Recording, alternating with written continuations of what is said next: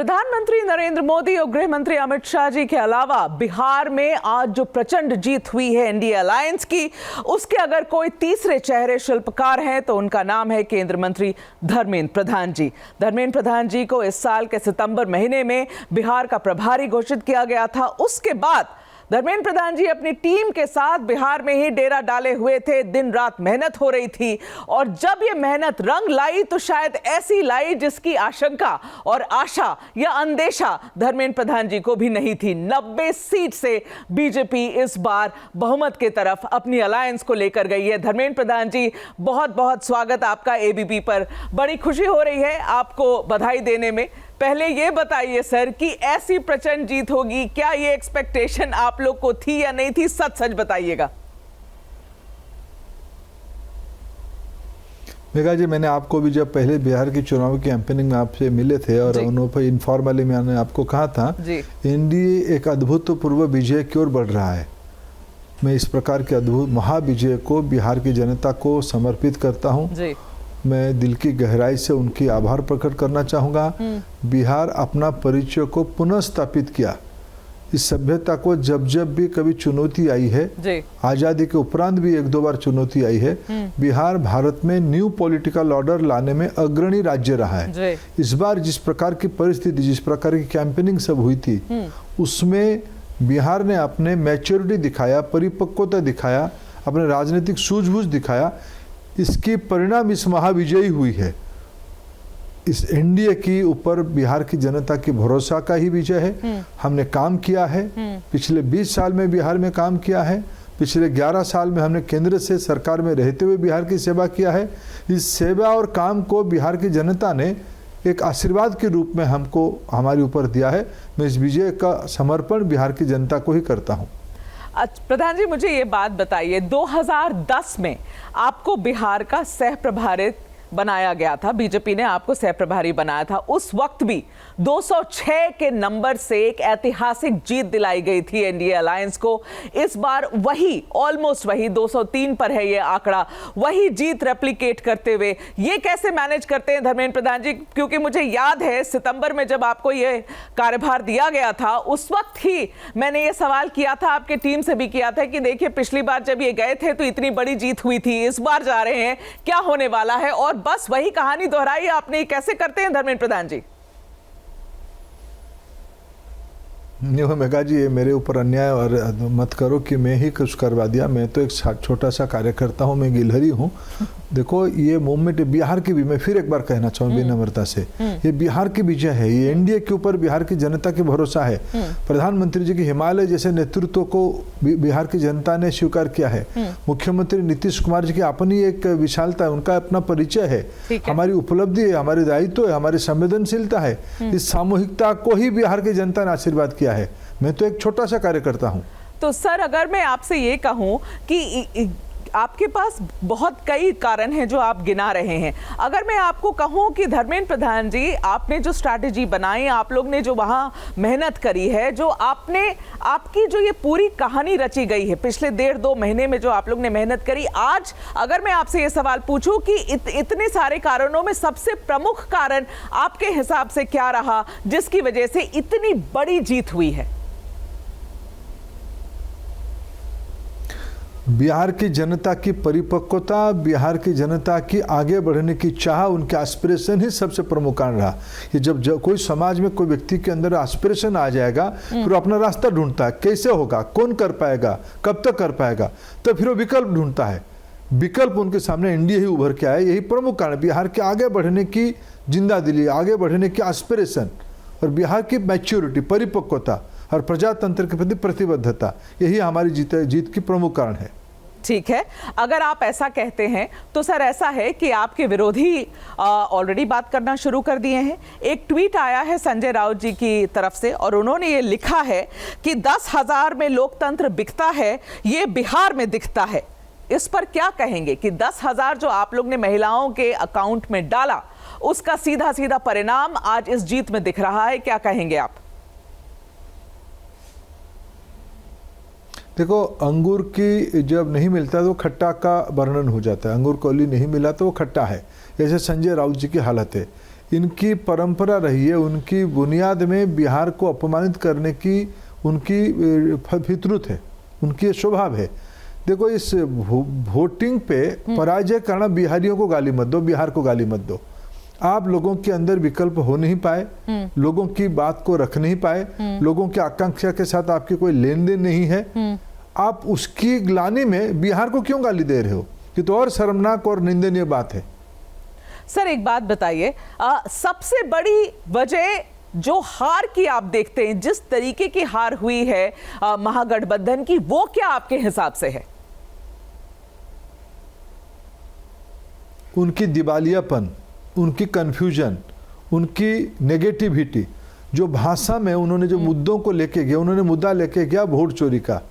बिहार की जनता ने बढ़ चढ़ के ज्यादा संख्या में वोट दिया, महिलाओं ने वोट दिया, सारे प्रदेश की सारे जिलाओं में वोट बढ़ी, उसकी विजय हमको मिली।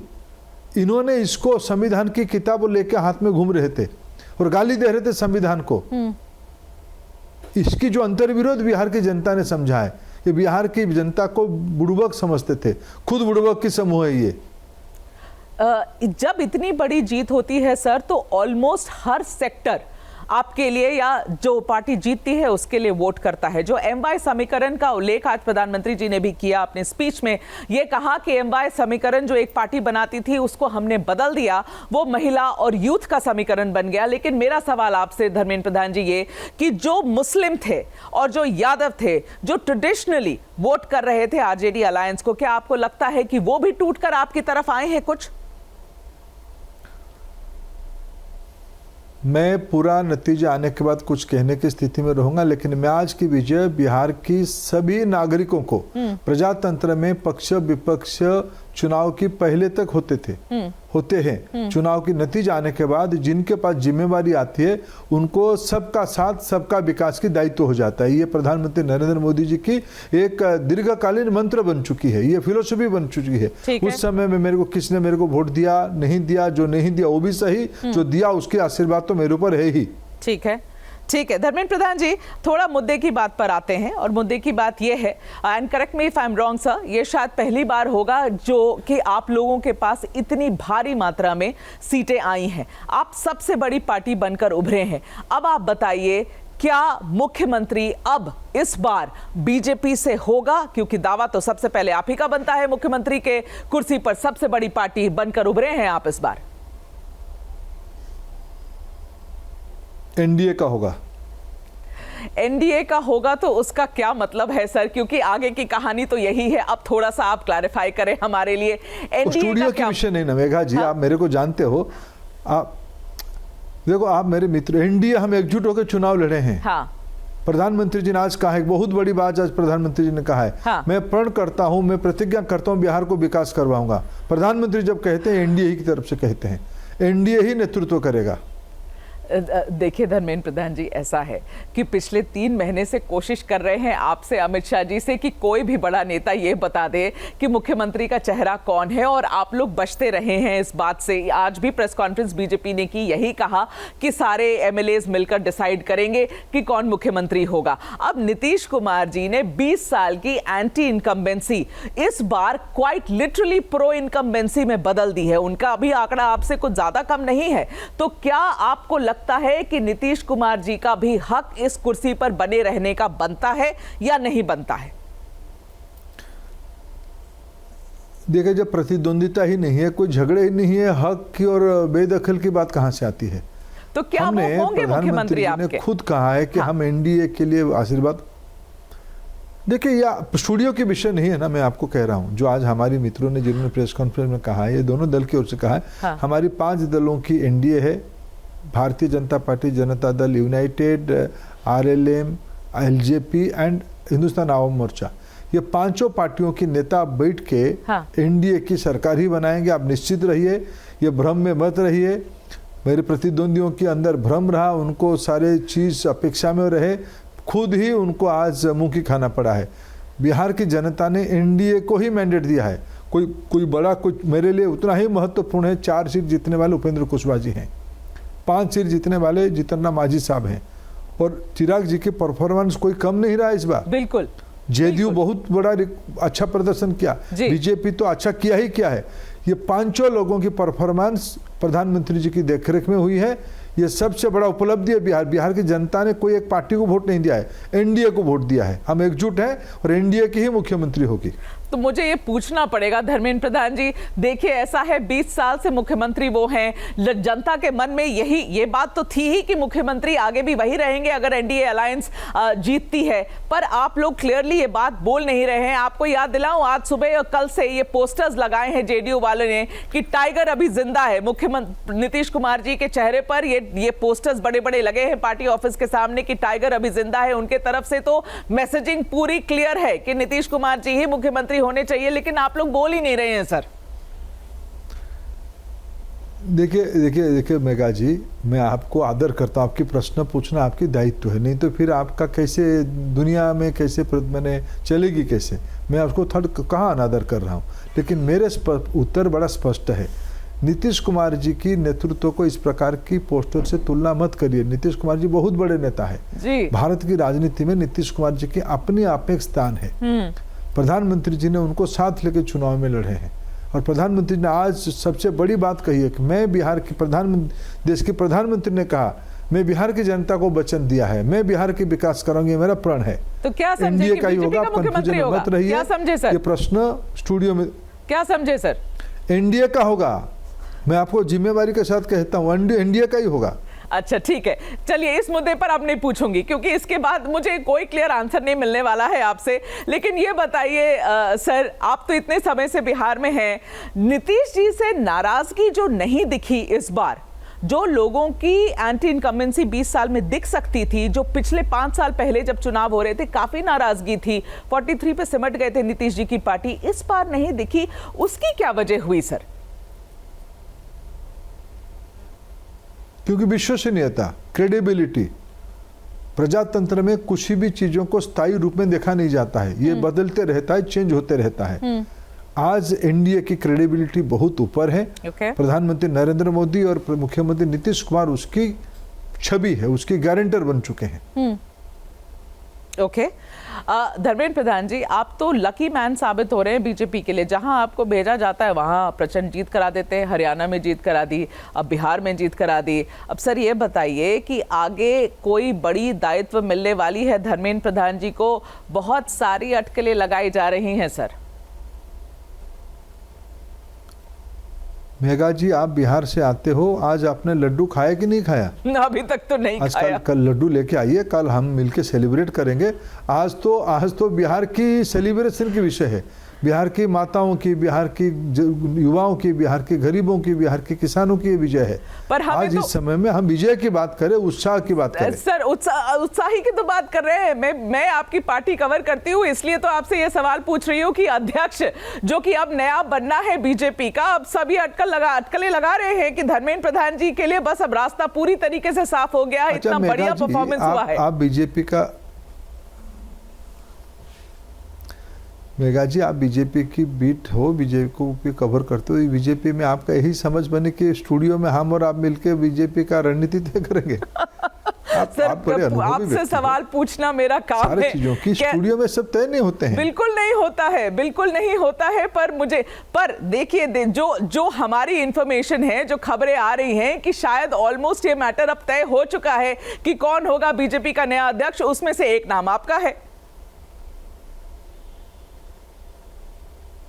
आज तो मैं बिहार की आनंद की लड्डू खाने वाला हूं। ठीक है, मैं आपको जाने दूंगी धर्मेंद्र प्रधान जी, लेकिन फाइनली आप बताइए कि प्रधानमंत्री जी ने जब स्पीच दी तो उन्होंने आप लोग के लिए एक नया मिशन भी सामने रख दिया। उन्होंने कहा कि गंगा बिहार से ही बहती हुई बंगाल में जाती है और बंगाल में भी इस तरीके की प्रचंड जीत होगी। अब इसको कितना बड़ा टास्क पार्टी और आप लोग सब समझते हैं, क्योंकि फिर लगना पड़ेगा कुछ महीनों में आप सबको बंगाल के लिए। क्या वो उतना ही आसान होगा जितना बिहार आपके लिए हुआ है? जब प्रमुख सेनापति आह्वान दे दिए हैं तो सैनिक उसके लिए तैयार हैं, पूरी तरीके से तैयार है। भारतीय जनता पार्टी बंगाल को इस बार सेवा करने के अवसर बनाएगी जी। पूरा पार्टी तैयार है, पूरी पार्टी तैयार है। ठीक है, ठीक है धर्मेंद्र प्रधान जी, आपको बहुत बहुत बधाइयाँ एक बार और, इतनी प्रचंड जीत। ये आपने हमें एक्चुअली ये बात से मैंने शुरुआत की थी, मैंने इस बात से शुरुआत की थी क्योंकि धर्मेंद्र प्रधान जी, अमित शाह जी से हमारी जो आखिरी इंटरैक्शन हुई है ये इलेक्शंस के पहले, वो 160 सीट की ही बात कर रहे थे टोटल एनडीए की। आप लोग 200 पार कर गए हैं, इसीलिए मेरा शुरू का सवाल भी यही था कि एक्सपेक्टेशन से कई बियॉन्ड आप चले गए। ये सोचा था, ये नंबर सोचा था धर्मेंद्र प्रधान जी 200 पार होगा? मेरे को तो मैं व्यक्तिगत रूप में कहूँ, मैं नंबर में आपको भी कहा था, मैं नंबर में फंसता नहीं था, लेकिन मेरे नेता जब गृह मंत्री जी ने 160 कहा है, ये मेरा नंबर बन गया था, लेकिन मैं उसके आगे चीज देख पा रहा था। अच्छा। विशाल विजय, मैं कई बार कई मित्रों को शब्द लगाया, एक विशाल विजय की ओर हम बढ़ रहे हैं, विशाल विजय की ओर बढ़ रहे हैं, और विशाल विजय हुआ है। वोटिंग हुई उसमें कन्फर्मेशन हो गया कि विजय का मात्रा बड़ा होने वाला है। हाँ, पर कुछ लोग, देखिए सर, कुछ लोग तो अब यही कह रहे हैं कि ये जीत का फॉर्मूला बीजेपी ने निकाल लिया है, मध्य प्रदेश, फिर महाराष्ट्र, अब बिहार, महिलाओं के खाते में पैसे दे दो और इतनी बड़ी जीत हो जाती है। तीनों जगह प्रचंड जीत हुई है। तो आप मानेंगे कि सिंगल एक फैक्टर, जो आपके विरोधी कह रहे हैं कि सिंगल एक फैक्टर पैसा काम कर गया यहां पर? हताशा, निराशा, कुंठा में जीने वाले लोगों को कोई समाधान नहीं हो सकता है कभी, उनको मुबारक मैं देता हूं। ठीक है Dharmendra Pradhan ji, thank you so much for your time, wishing you all the very best. Thank you. Thank you.